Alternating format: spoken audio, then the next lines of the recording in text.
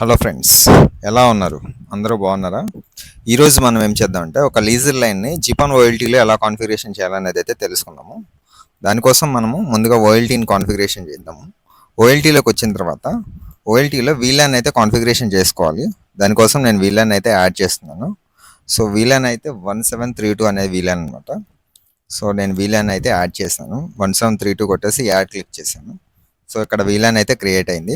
దీనికి నేను ఇన్పుట్ పోర్ట్ని అయితే ట్యాగ్ చేయాల్సి వస్తుంది. సో నేను ఏం చేస్తున్నానంటే 1732 అనే వీలాన్ని సెలెక్ట్ చేసుకొని నా ఇన్పుట్ పోర్ట్ వచ్చేసి GE1 అనమాట. సో GE1 అయితే నేను ట్యాగ్ చేశాను. ట్యాగ్ చేసి సబ్మిట్ అయితే క్లిక్ చేశాను. క్లిక్ చేసిన తర్వాత కార్నర్లోకి వచ్చి సేవ్ అనేది అయితే క్లిక్ చేయాలి. సో ఇక్కడ వరకు ఏమైందంటే మనకి వీలాన్ క్రియేట్ చేయడం, వీలాన్ని ట్యాగ్ చేయడం అయితే అయిపోయింది. ఒకసారి మనం ఈ 1732 మీద మ్యాక్ ఏదైనా వస్తుందా లేదనేది అయితే చెక్ చేద్దాము. దానికోసం మనము మ్యాక్ అనే ఆప్షన్ అయితే సెలెక్ట్ చేసి కంట్రోల్ F అని క్లిక్ చేయండి.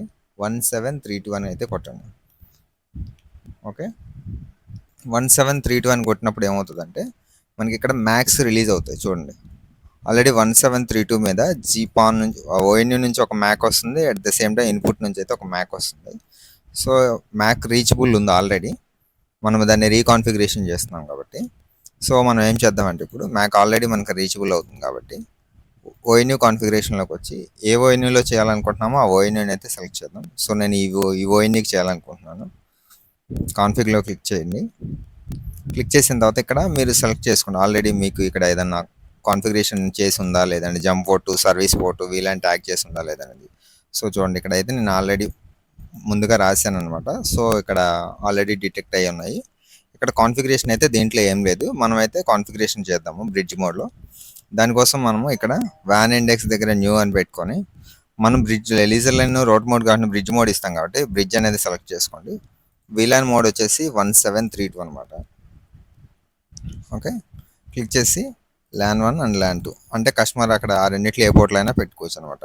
వీళ్ళకి వైఫై అవసరం లేదు కాబట్టి మనం వైఫైని అయితే బైండ్ చేయట్లేదు అనమాట. సో ఇలా క్లిక్ చేసిన తర్వాత సబ్మిట్ అయితే కొట్టండి. సబ్మిట్ కొట్టిన తర్వాత ఇక్కడ కార్నర్లో ఇంకొకసారి సబ్మిట్ అయితే కొడితే మనకి వీలాన్ అది వర్క్ అనేది ప్రాసెస్ అవుతుంది అనమాట. ప్రాసెస్ అయిన తర్వాత ఇక్కడ మనకి కనపడుతుంది అనమాట వీలాన్ కనెక్ట్ అయింది లేనిది అనేది. ఒక 1 మినిట్ 30 సెకండ్స్ అయితే మనకి ఇక్కడ డిస్ప్లే అవుతుంది. చూడండి ఇక్కడ.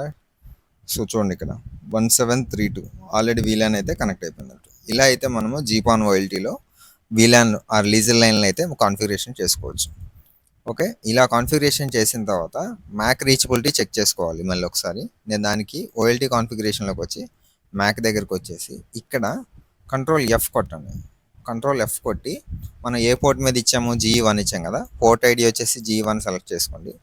ఇక్కడ 1732 అని అయితే క్లిక్ చేయండి.